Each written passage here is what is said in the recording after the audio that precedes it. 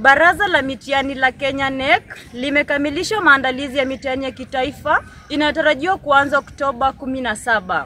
Mitihani hii itajumuisha zaidi ya watahiniwa milioni 3.4.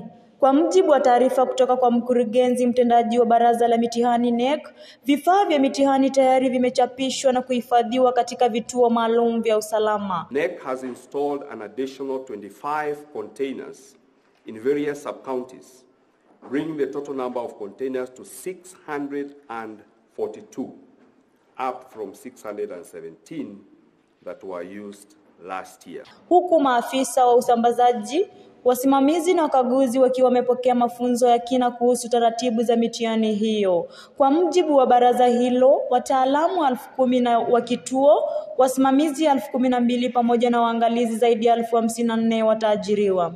NEC will involve 10,765 center managers, 12,126 supervisors, 54,782 invigilators, 22,247 security officers, and 2,692 drivers.